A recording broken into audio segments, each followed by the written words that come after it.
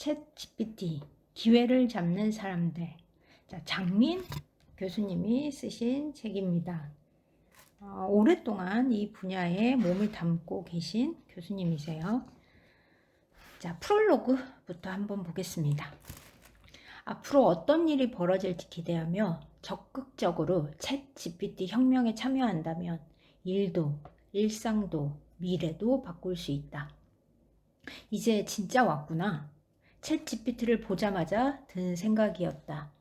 포스텍 컴퓨터공학과를 졸업하고 1993년 3월에 동대학원 신경회로망 연구실에 입학했으니 딱 30년 되었다. 지난 30년간 인터넷 혁명과 정보 혁명 등을 거치면서 인공지능 분야에 대해서만은 산업 트렌드와 핵심 기술들을 놓지 않으며 따라가고 있었다. 기계학습으로 박사학위를 받은 후에도 IT 업계에 계속 있었고 몸담았던 더존 그룹의 빅데이터와 클라우드 그리고 한컴 그룹의 빅데이터, 인공지능을 담당하고 있었을 때도 인간과 같은 인공지능의 연구와 응용 서비스 개발에 많은 시간과 노력을 쏟았지만 그때마다 기술적 한계에 자주 부딪혔었다. 그리고 30년이 지난 지금 내가 그토록 매달리고 잡고 싶었던 그가 온 것이다. 챗 GPT라는 이름으로 드디어 그가 온 것이다. 자, 아주 오랫동안 이 분야에 몸을 담고 계셨네요.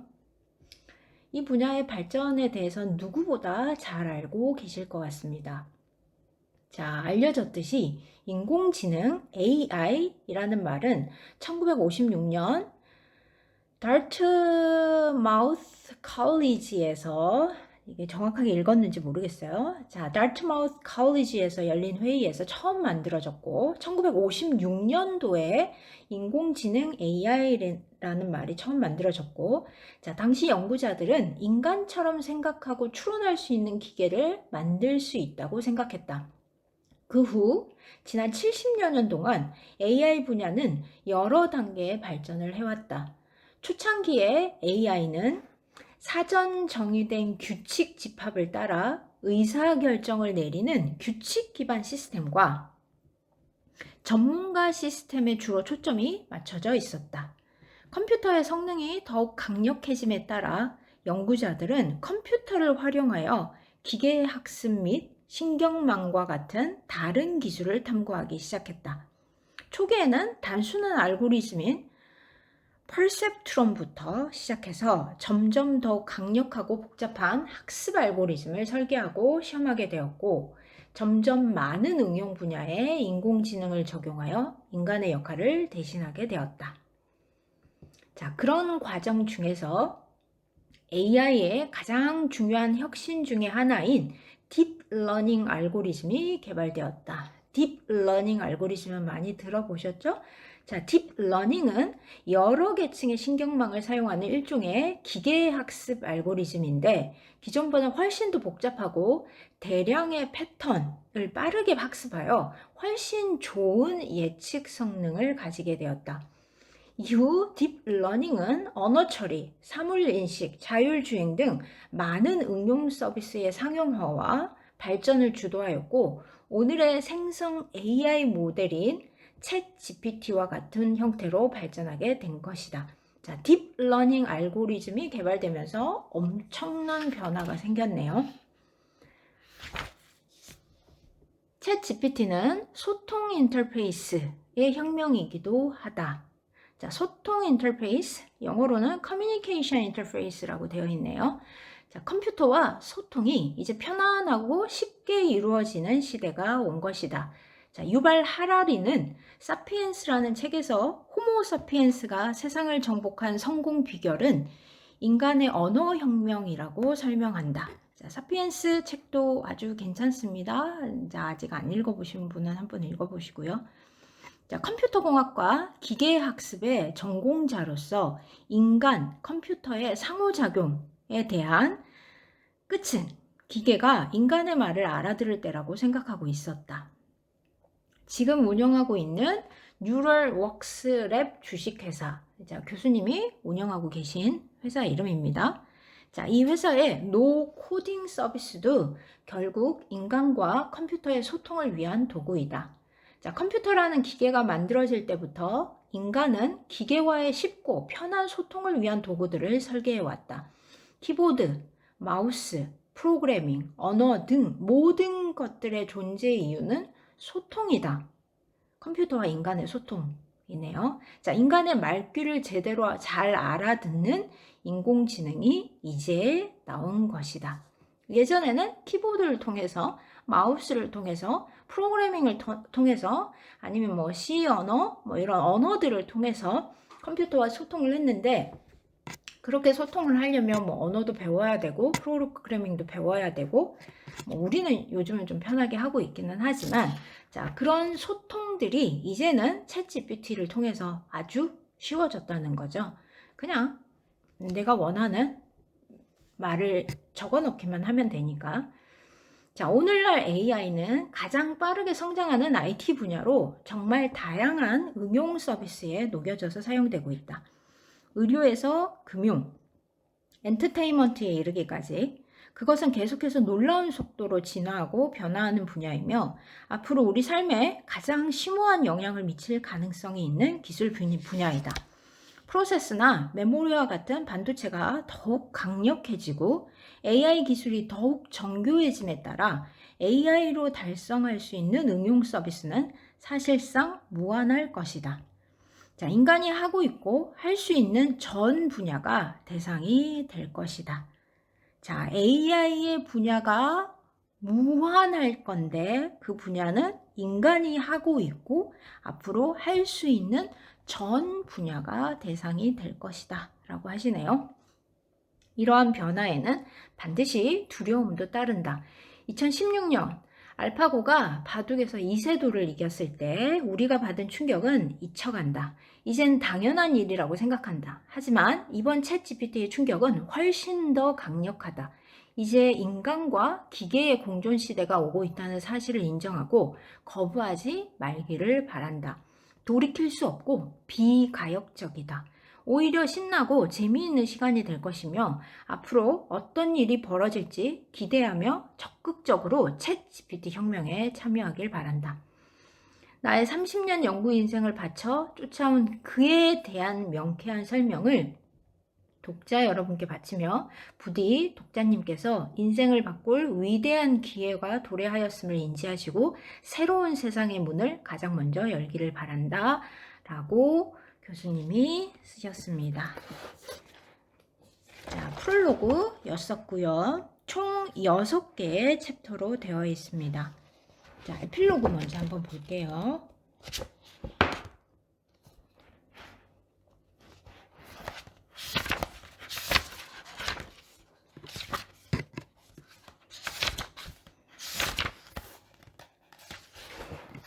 자, 에필로그. 앞으로 인간은 인공지능과 더 많은 영역에서 공존하는 삶을 살게 될 것이다. 챗GPT 혁명의 가장 기본적인 본질은 데이터에 있다. 학습에 사용된 것이 데이터이기 때문이다. 만약 데이터가 없었다면 챗GPT도 없었을 것이다. 챗GPT를 포함한 현재의 모든 인공지능의 기술과 서비스도 마찬가지로 데이터가 없었다면 나올 수 없었을 것이다.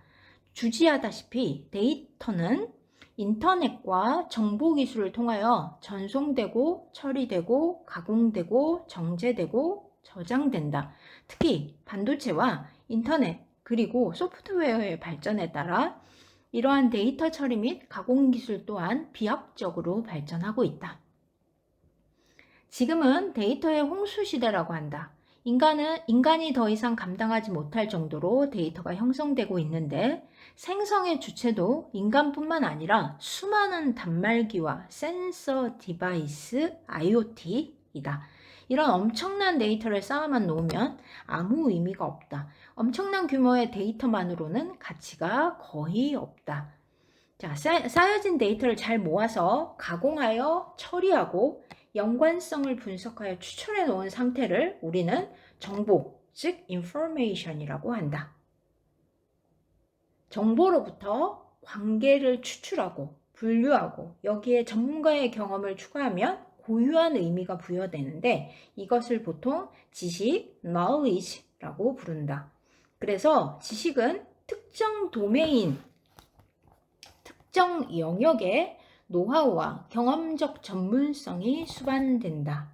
자, 지식이 되려면 전문가의 경험이 들어가야 되니까 이 전문가의 전문성이 필요하네요. 자, 의료, 금융, 육아, 교육, 공공 등 다양한 분야에 수많은 지식이 존재한다.